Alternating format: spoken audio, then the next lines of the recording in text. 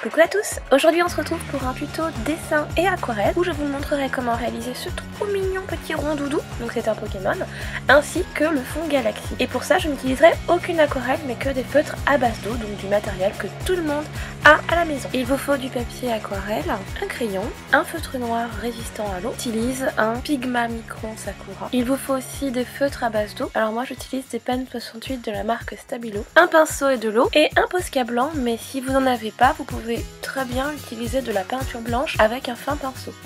A l'aide d'un gabarit, je trace un rond sur ma feuille aquarelle avec mon crayon. En haut au milieu, je dessine sa petite mèche toute ronde, ainsi que ses deux oreilles. Donc pour les oreilles c'est très simple, je dessine deux triangles symétriques. Je dessine ensuite deux gros yeux bien ronds. Et je dessine ensuite les deux pattes en faisant des sortes de triangles allongés. Et on dessine deux ovales pour les pattes. Et je suis désolée pour le hors-champ, mais vous verrez un peu plus tard dans la vidéo comment je les ai disposés. Et on dessine la pupille des yeux. Je repasse ensuite tous mes contours avec mon feutre noir. Et au niveau des membres, c'est-à-dire des oreilles, des bras et des pattes, je ne fais pas une ligne continue au niveau du rond.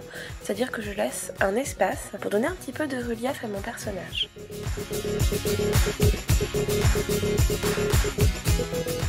Vous pouvez voir ici la forme des pattes et de la bouche. Quand j'ai repassé tous mes contours, je viens gommer mon crayon avec une gomme.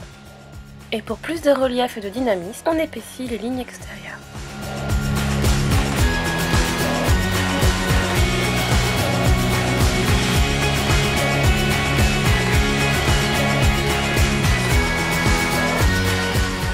Je prends un feutre à base d'eau couleur chair et j'en applique sur une surface plastique. Je mouille la surface à recouvrir avec un pinceau et de l'eau. Je prélève un petit peu de couleur et j'en applique partout sur mon rond doudou.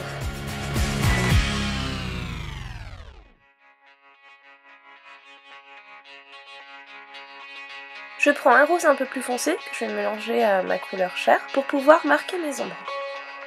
Pour imaginer où sont placées les ombres, je vais positionner un point de lumière fictif quelque part autour de mon personnage et puis je vais essayer de suivre le chemin de la lumière et voir comment les ombres tombent dessus.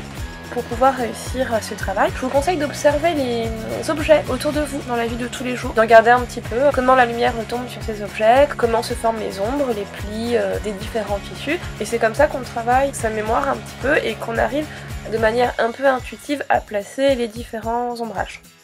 Je prends ensuite un bleu turquoise et un bleu clair, je les mets comme tout à l'heure sur mon plastique et je vais aussi mettre une petite touche de noir que j'en aurai besoin ensuite. J'applique du bleu clair sur quasiment toute la pupille, je laisse juste un petit liseré de blanc sur la base.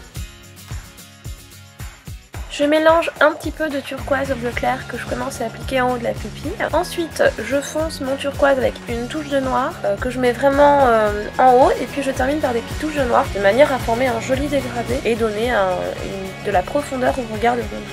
J'applique du noir dans les oreilles de Rondoudou et voilà, quasiment terminé pour le Rondoudou. On peint la langue en rouge et l'intérieur de la bouche en noir.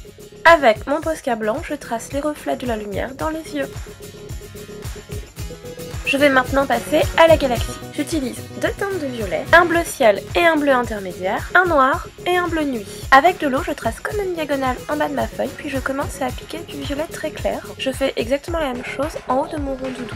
J'ajoute mon violet plus foncé autour de ma première diagonale, tout en tapotant et en donnant comme une forme de nuage. Après avoir mis un peu d'eau autour du violet, j'ajoute mon bleu clair, toujours en tapotant mon pinceau et en mettant un petit peu de bleu dans le violet. Donc je fais comme si je dessinais des nuages tout simplement. Et j'imbibe toute ma feuille d'eau.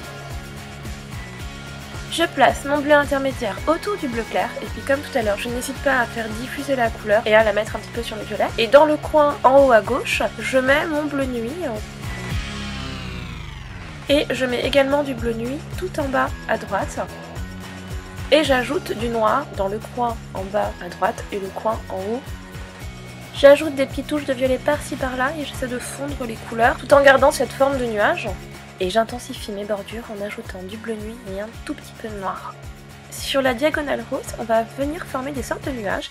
Alors je prends mon Posca blanc, je fais comme une petite tache et je viens l'estomper avec mon doigt. Et voilà, je donne un aspect diffus sur mon rose et sur la bordure entre le rose et le violet foncé. Et pour finir, c'est super simple mais très long. On vient faire plein de petits points plus ou moins gros pas posé de manière régulière pour faire les étoiles de la galaxie. Et j'essaie d'en faire beaucoup plus sur les zones claires, c'est-à-dire les zones roses avec les petits nuages blancs. J'essaie de donner un peu plus de densité à mes étoiles. Et pour terminer, je viens dessiner certaines étoiles un peu plus grosses que les autres et je viens dessiner des sortes de croix pour donner l'illusion d'étoiles ou de planètes qui scintillent dans la galaxie.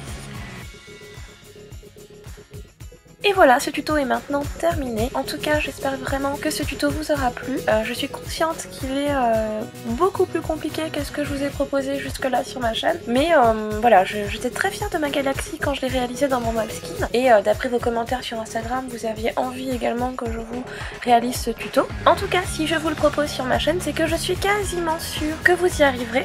En tout cas, je vous conseille très fortement de vous entraîner, de ne pas lâcher, de le réaliser plusieurs fois. Et vous verrez que vous y arriverez. Et comme à chaque fois, si vous vous inspirez de mes créations, n'hésitez pas à utiliser le hashtag InspiByTipeee pour me les montrer sur Instagram. Je vous fais d'énormes bisous et je vous dis à très bientôt. Bye bye!